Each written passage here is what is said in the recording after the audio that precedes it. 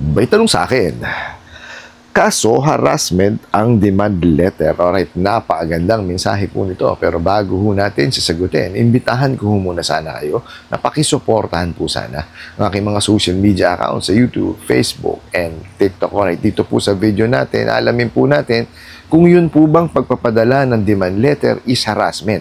Okay po, pero bago ho yan, disclaimer po muna. Hindi po ako abogado. Ako po'y maniningil. Lahat po na sinasabi natin sa ating mga video is based on my experience at syempre po sa ating pong pagsasaliksik at pagtatanong sa mga kaibigan po nating abogado.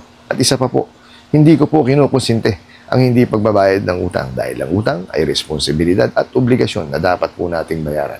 Ang hindi po ako pabor ay doon sa maling pamamaraan pa utang at maling pamaraan ng paniningil. Sagutin po natin yung pinadala niyo pong mensahe. Nga po pala, pasensya na kayo sa aking boses, no? At kung hindi ganun kaganda yung pasensya na ho kayo. Kung hindi ganun kaganda yung dating, no? Sagutin po natin.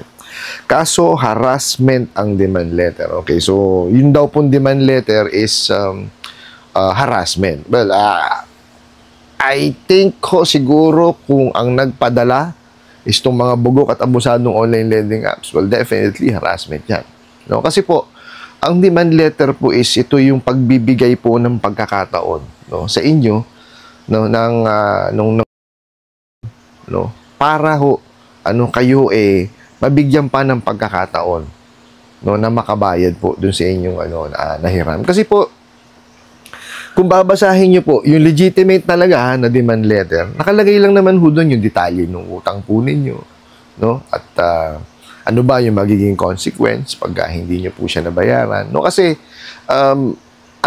requirement po kasi yung demand letter para po makapaghabla, no, yung nagpahiram, no, ng small claims case sa small claims court. Ano ho yung requirement talaga yun? Kasi yun ho ang pagpapatunay upang malaman po ng korte, no, na ito pong nagpahiram ay ginawa na po yung lahat, no, ng kanyang effort para humakasingil. Pero syempre bago dumating doon sa demand letter, no, kailangan talagang gawin yung tamang pamamaraan ng paniningil, no? Kasi ito ang nangyayari sa atin, no, dito sa mga bugok at abusadong online lending apps, no. The time ho, no, na kayo ay mag-download yung apps na yan, no, at nag-fill out kayo at nagbigay kayo ng access dyan, well, definitely, lubog na ho kayo dyan kagad kasi lahat ng kawalangyaan gagawin sa inyo yan. Since sa simulang-simula pa lang, yung pagbibigay nyo pa lang ng access, well, definitely, nanakaw na ho yung detalye po ninyo. Okay? Yung pong contact list po ninyo, nakuha po nila. Okay? Yun po ang ginagawa nilang collateral. Okay? Ngayon, ito, nakita nyo ho, maglalagay kayo ng certain amount, di ba, ng amount tapos ng term. Base dun sa kanilang advertisement. Okay? Walang kaabog-abog papadala sa sa e-wallet ninyo or kung ano po yung in-enroll po ninyo para ma-disburse yung pera. Without them discussing kung ano po yung obligasyon ninyo. Di ba? Kasi for example, naglagay kang 10,000, magugulat ka na lang may 1,000 ka sa e-wallet mo. Para saan yun? Di ba? Hindi ho ganun ang pagpapautang. Okay? Unang-una ho dyan, kailangan may i-assess muna yan or may credit investigation, verification, at evaluation po nung nagpapahiram. Kasi kailangan malaman po nung nagpapahiram, no, kung may kakayanan po ba yung nanghihiram na maibalik yung kanyang uutangin. Okay? Hindi ho kasi basta-basta yan. Kaya nga napansin nyo, di ba, marami ho nagko-comment sa atin na napakahirap talaga manghiram sa mga bangko. Well, para sa atin din naman ho kasi yun. No? Yung ginagawa pong credit investigation is para din po dun sa mga nanghihiram. Kasi baka mamaya po, manghihiram nga sila, hindi naman pala kayang tugunan yung responsibilidad, mababaon lamang po sa utang. O di po ba? At hindi lang po yun. Ang mga legitimate po na bangko, lending at financing po is kasapi po ng CIC. So gusto nyo po ba na kung mangangailangan pa kayo in the near future, hindi kayo makakahiram kung meron ho kayo hindi nabayaran. Di po ba? Meron pa ho yan, NFIS. Di po ba? Ngayon, itong mga bugok na to, lalo na yung mga fly-by-night na mga bugok at abusadong online lending apps, ang ginagawa po niya mga yan, ganon pabalagbag na na pagpapautang. Ngayon, syempre, hindi natin alam yung ating responsibilidad, di ba? Magugulat ka na lang, 7 days. No? Tapos, kalaki-laki pa ng interest.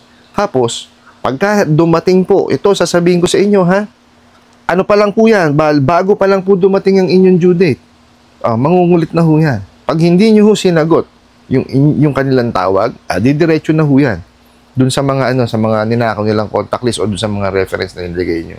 Which is mali. Wala pa ho yung due date eh. Di po ba? Tapos ipananakot niyan, papadala namin kayo ng ganito, ng ganyan, may bibisita sa inyo, may demand letter, lahat po ng klase ng pananakot. Ngayon, wala pa nga ho yung due date. Tataningan ka nga yan eh.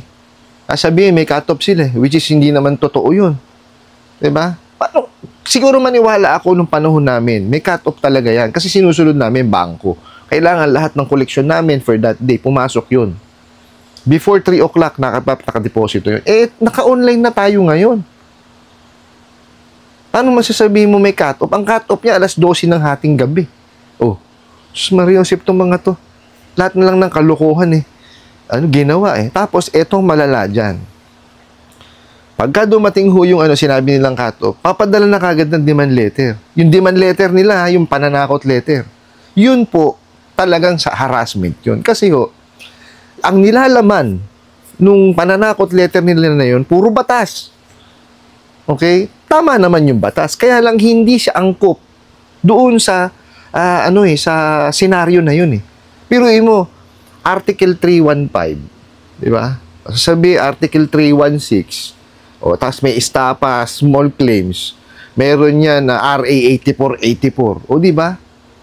Ano kinalaman nun sa utang ninyo? Ulitin ko po, ha? Wala pong nakukulong sa utang. Ayon po yan sa ating saligang batas. Pero it doesn't mean, na tayo utang ng utang. Hindi po. Kasi meron din hong nakukulong sa utang pag hinaluan po ng panduloko at panlilinlang. Okay po, sana naiintindihan yung parte na yon. Okay, may nakukulong po pag niloko nyo yung hinihiraman nyo at nilinlang po ninyo. Okay.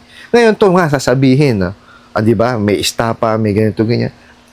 Usaping sibil po yan, paano magkakaroon ng estafa? Di po ba?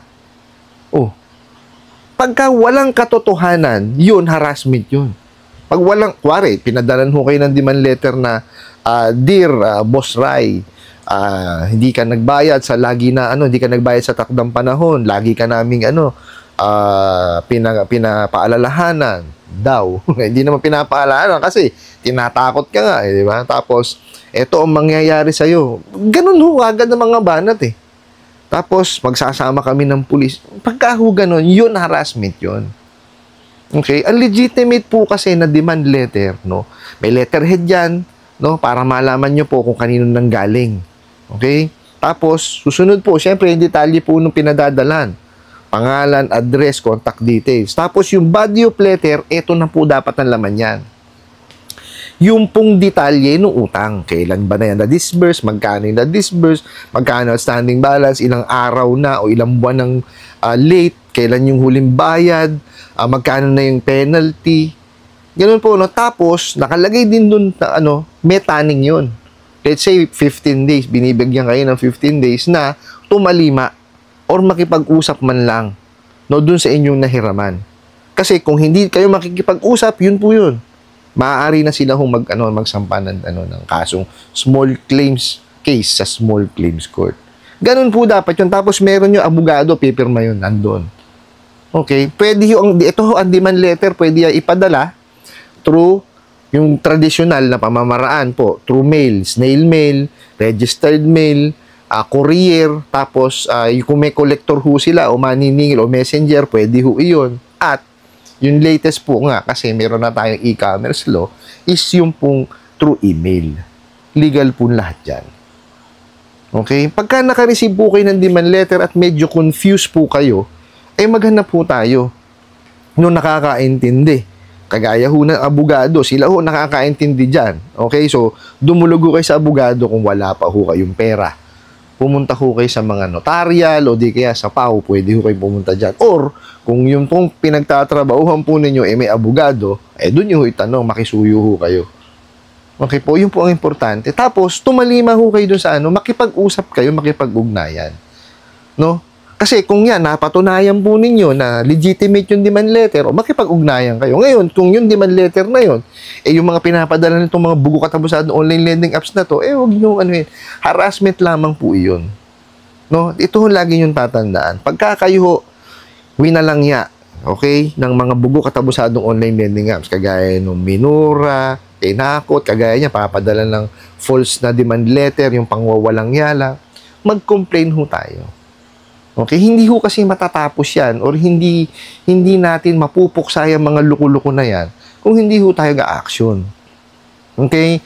Yung sa mga probinsya po, okay, na malalayo, nandyan po sa aking description box, sa aking YouTube channel, no, yung mga sangay po ng gobyerno, tsaka po yung kanilang email addresses.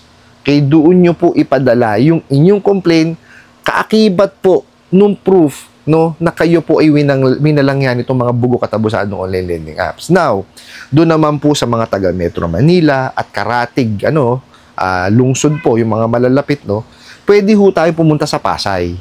Kasi po, nasa Pasay po, yung kanilang one-stop shop. Nandiyan po ang SEC, NPC, PNP, NBI po, tsaka PAOK. Nandiyan po sila.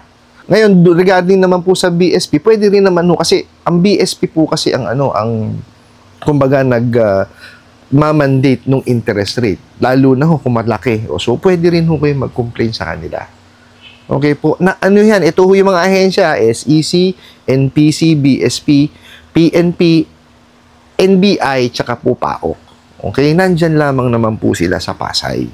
So, puntahan nyo. Talagang kailangan nyo pong paglaanan ng panahon. Ngayon, pagka po yan na raid, no? Ayan, puntahan nyo na po talaga. Kailangan yung personalin, tapos pakita nyo po yung inyong proof, no, para po makasuhan. Kasi hindi natatapos sa raid yun. Yung raid, nahuli lang sila. Okay? Ngayon, kailangan niya masampahan ho ng kaso. O para masampahan ho ng kaso yan, dapat puntahan nyo doon. Dapat paglaanan nyo ng oras. Okay? Doon po sa nagpadala, ulitin ko po, depende po sa nagpapadala kasi ang demand letter. Kung ang demand letter po, may mga threatening language, no? Yung mga unlawful na kumbaga, hindi naman tama yung mga batas, hindi naman magagampanan ng batas. Tapos, continuous yung demand kahit wala ka namang utang, mga ganun po. Tapos, mga masasamang salita ang nakalagay doon sa demand. Hindi yung demand letter yun. Pananakot letter po yun. Diniscuss ko naman na ho sa inyo at dun sa mga previous videos ko kung paano nyo malalaman, no, yung totoo po na demand letter. Now, kung talagang tawag ito, yung naku-confuse kayo sa na-receive yung demand letter, well, lumapit po tayo sa mga abogado. Sila po ang nakakaalam yan. Ano po? I hope nasagot ko po itong katanungan na to at sana po'y makatulong. Maraming salamat po sa inyo walang sawang pagsuporta at panonood sa aking mga video. Maraming salamat po sa inyong pag-like, pag-share, pag-comment at pagtatanong. And kunin ko na rin po itong opportunity ito na imbitahan po sana kayo na pakisuportahan po sana ng aking mga social media account sa YouTube, Facebook, and TikTok. Hanggang sa muli po. Yun lang.